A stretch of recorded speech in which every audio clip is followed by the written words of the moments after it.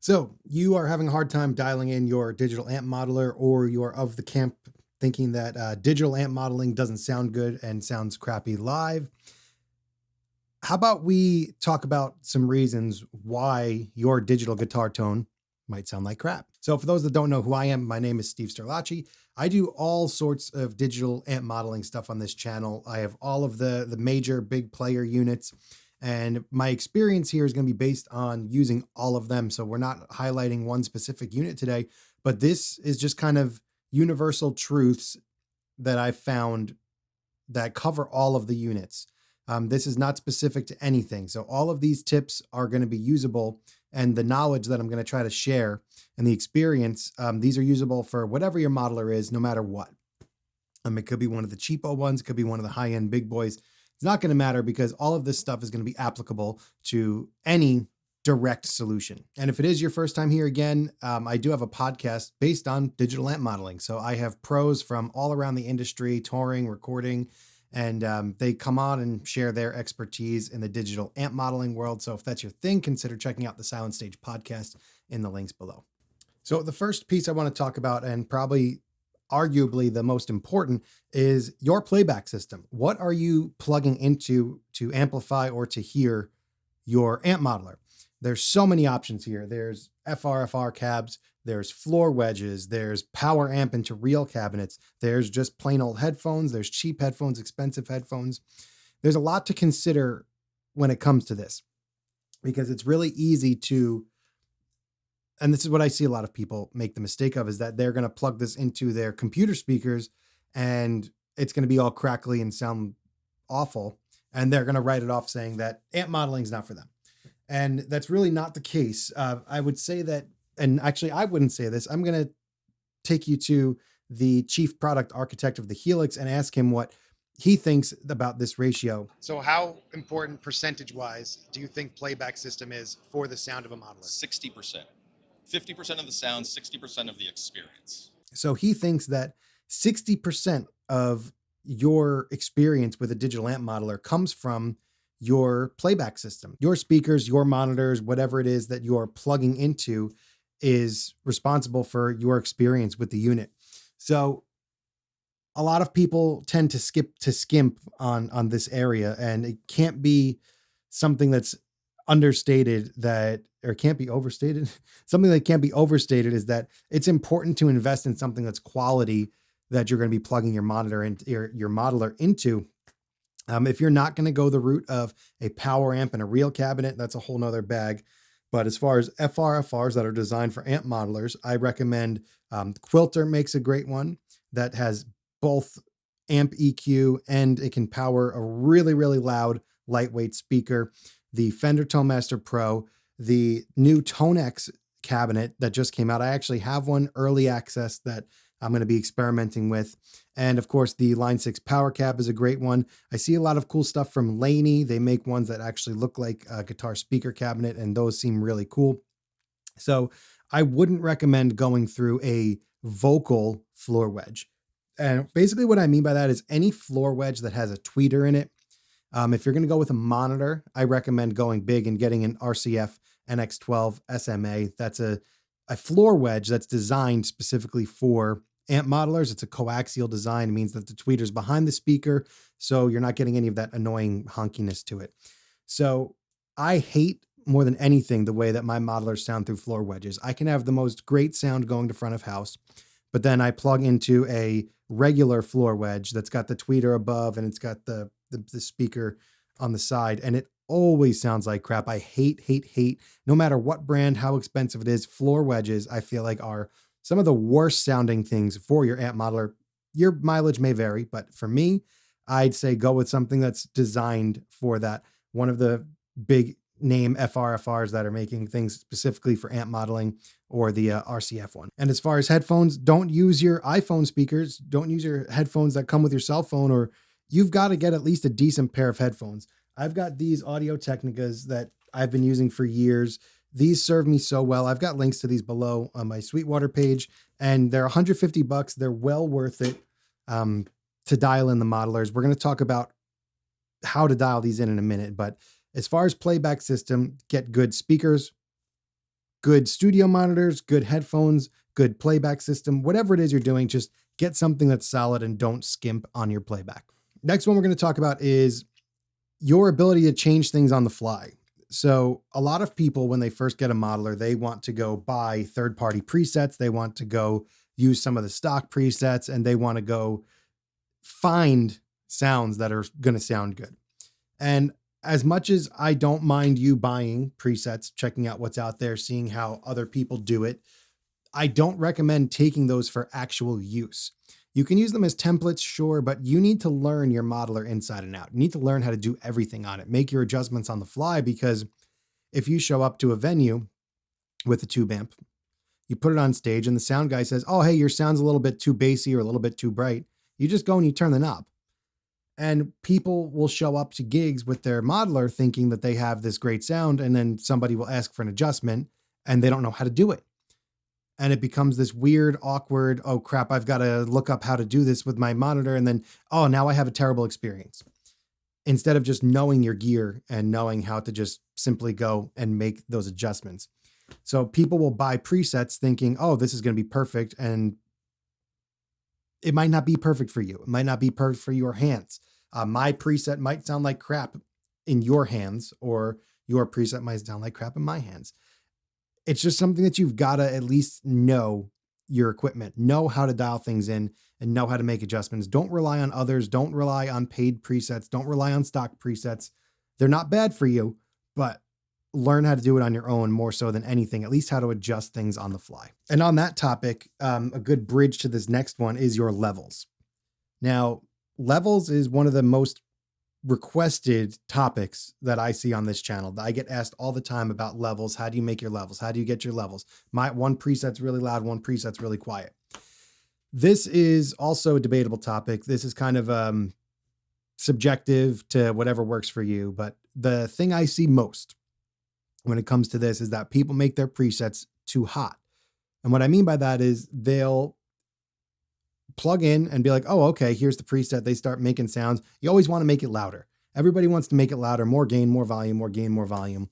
And then they go to a clean preset, and you can't get a clean preset to sound loud because the levels are so much lower. So you're like, oh, I can't get a good clean sound. I can't get a good clean sound. Never cuts through. It's mainly because you're making your preset too loud. And this is just my opinion, my workflow. I try to keep my preset at or around my guitar's direct volume into the modeler. So I'll always plug in, play unplugged, pull up preset, amp cabinet setup, get a good sound, and then I'll bypass it and make sure that I'm amplifying it a little bit, but not an astronomical amount. And what that does for me is that it gives me headroom to make my clean sounds compete with my overdriven sounds, and I'm not going to blow up the console in front of house. Modern consoles nowadays can handle anything. You're never going to give them too low of a signal, I think. Any modern console, they're never going to be like, hey, your signal's too low, can you give me more? Unless it's a specific reason that they have for doing that. But I've never been told that my signal's too low since I started doing this. I always set my outputs to be a microphone level or instrument level, depending on whatever it is you're using, and keeping it at or around that bypass level. It'll be a little bit more, I'm not saying it's got to be exact. That's kind of my ballpark of where I build my presets so that I'm not sending too much signal to front of house, and that I'm not going to be blowing up anybody's soundboard or anything. And then if you're going to an FRFR speaker, something on stage that we just talked about earlier, that you want to send a line level to. That wants a line level. You give that a nice, big, fat, juicy line level, and then you send a microphone instrument level to front of house, let them adjust your gain accordingly, and you'll never have a problem. For me, that's never been an issue. Since I started doing this, I used to make my presets hot. And since I dialed them down, I think that they sound better. I don't know why. This could be just a mental thing, but I feel like when you're working the modeler too hard and it's processing that raw guitar signal and amplifying it so much, that's when you start getting different artifacting and weird things happening. That's just my opinion. I'm not basing that on fact. That's just my experience and opinion. So you could take that with a grain of salt if you like, but I feel like making the preset volume lower and bringing up the signal after the modeler always sounds better.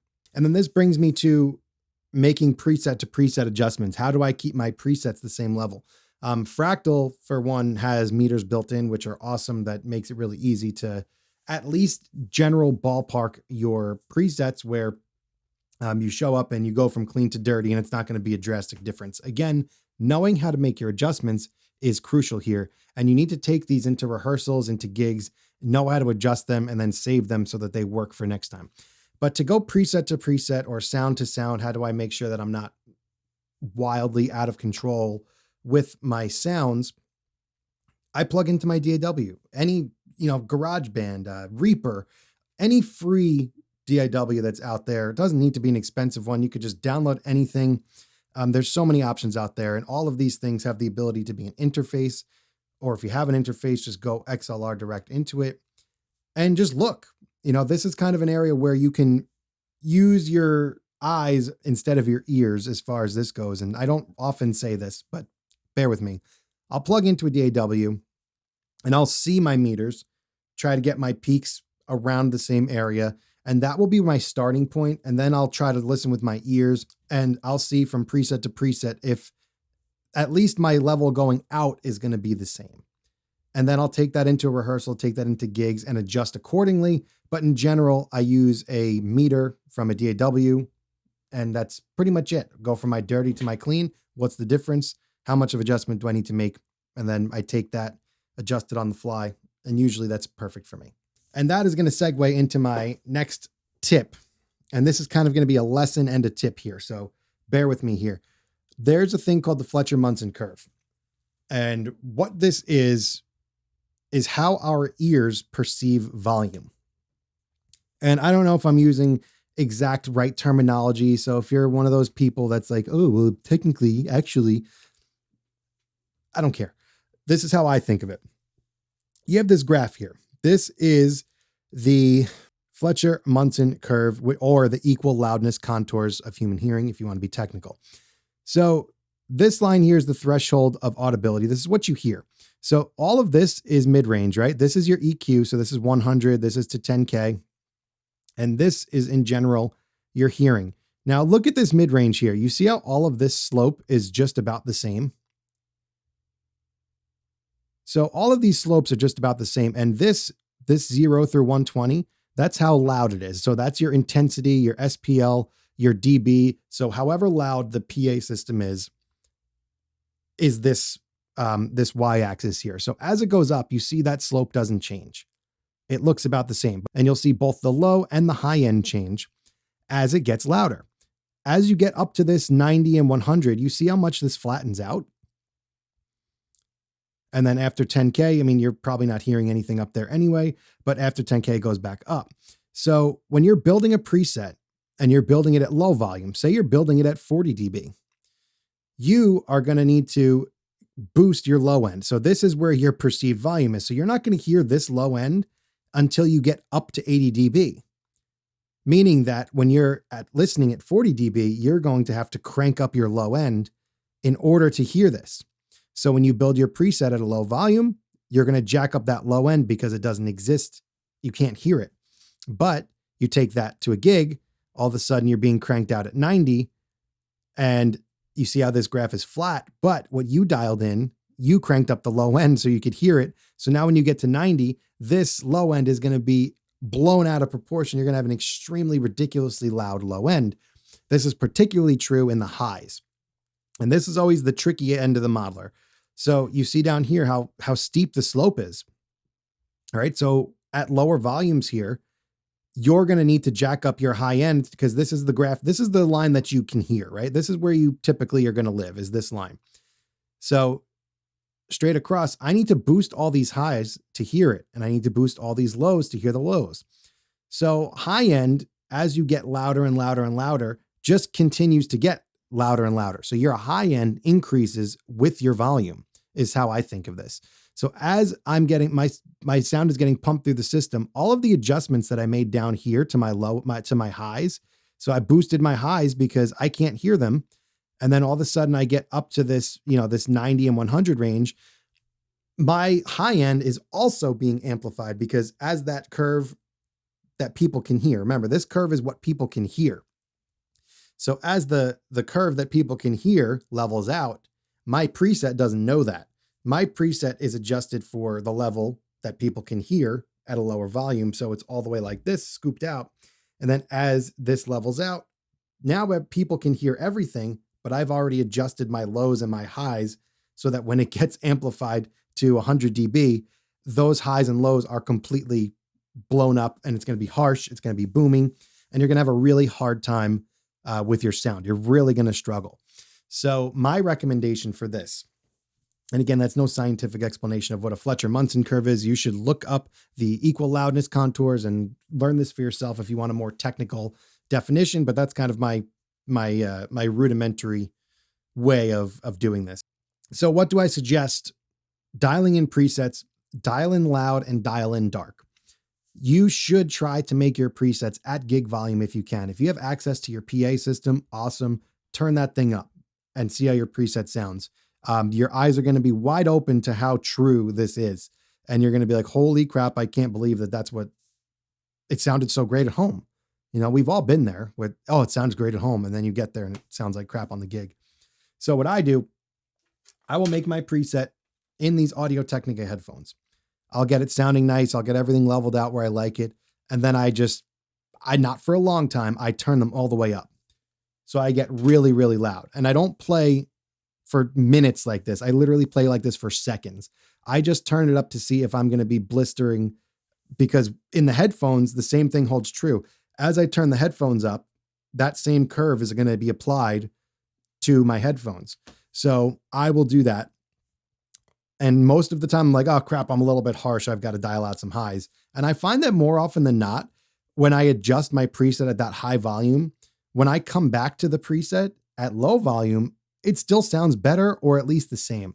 So you add too much highs and lows without even realizing it, and you actually need way less than you think. So dial in loud and dial in dark, whatever it is, your FRFR, your PA, your studio monitors, whatever it is, turn it up and see how it really sounds at a perceivable gig volume. And that volume is different for whatever it is you're doing. So if you're at a low cocktail gig, it's going to be different than if you're in an arena playing with a full band. So you've got to keep all of that in mind. Now to bridge to our final point, learning about EQ and learning about guitars, where they exist in the EQ spectrum. So to bridge us from the Fletcher-Munson curve, the enhanced high and low end, as you saw on the graph, this mid-range stays the same. So most of guitar exists in this mid-range, and that doesn't change as you get louder. So the only thing that gets screwed up when you get more volume, because the mid-range doesn't get affected by more SPL, by more intensity, the lows and the highs. So all of the modelers have these handy low and high cuts, or high pass filter and low pass filter, whatever your preferred nomenclature is fine. I stick with high and low cut because they make more universal sense to people that might not know that. Anytime you say the word filter, people get a little bit, whoa, that's intense.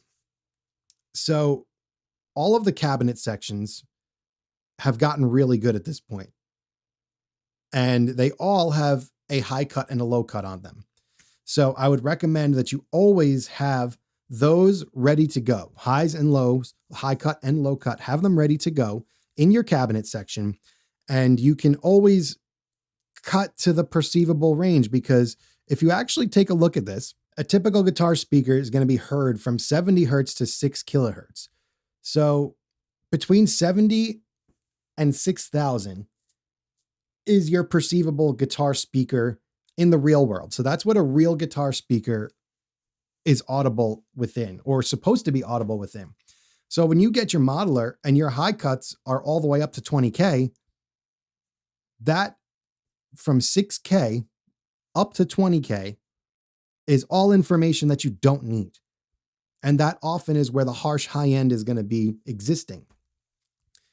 So there's no reason that you shouldn't have a little bit of a high and low cut on almost everything, at least within the speaker frequency range of the speaker that you're modeled. So you can look up, if you're using an impulse response or if you're using a stock cabinet, look up that speaker and find out what their typical speaker range is, so that you can match that on your high and low cuts, and you'll have a less hard time dialing out harsh high end and boomy low end.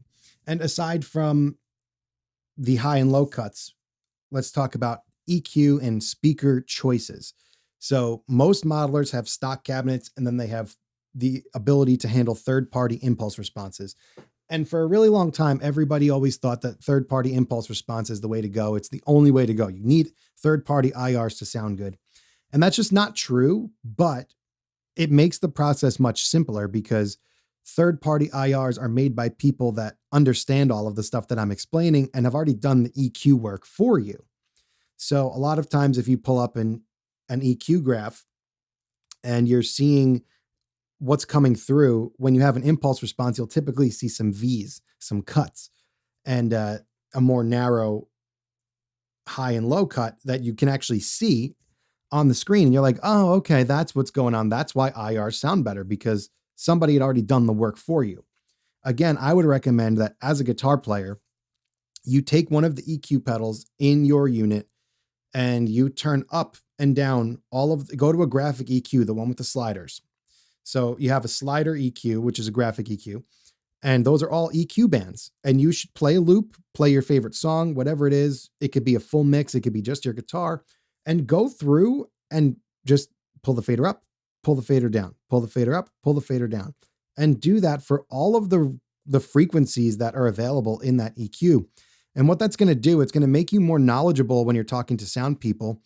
You're going to know what frequencies are not sounding good. So if you get on stage and you're like, oh man, that 2K is really, really biting, you know that it's 2K and you could just go and dip it out. And it'll make you a better musician, a better overall bandmate, and you'll sound a lot smarter to your friends. I actually did this with my Helix with pedal edit mode because I could do it with an expression pedal, and I could be playing and I could just up a frequency, down a frequency, up a frequency, down a frequency. And I drill that in my head.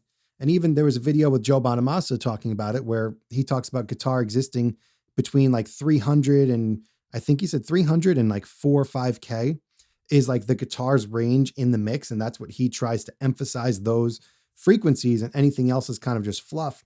But he recommends a 31 band graphic EQ and doing the same thing. Push the sliders, pull them up and down, and see what sounds, what EQ number is associated with the sound. So when somebody says, when somebody pulls up a graph on you and says, hey, can you cut 3K? And you go, huh? You'll know what 3K sounds like, and you'll know where to find it, and you can dip it out. Typically on impulse responses, they'll have already done stuff like that. So I like the York Audio Creamback, which I feel like is one of the best universal IRs. It works for everything that I do. But you see that there's a very distinct notch in one of the frequencies. I don't want to say it because I don't know if it's going to mess with if they're going to be upset with that or not. But there's a very specific cut somewhere between 2.5 and 4K. That is a very specific slice. And that, I think, is what makes it sound really nice live. And when it gets amplified, there's no harsh high end to it. There's no harsh mid range, and it's just a good sounding IR. But there's no reason that you shouldn't be able to make that on your own. And I encourage you to learn and try your best, at least, to get the EQs down. Yeah, I think that does it for this video. That is why your digital guitar tone sucks and what to do about it. I hope you guys enjoyed this video. Check out the links below. Subscribe if you hadn't. And if you made it this far in the video, thanks for watching. I'll see you in the next one.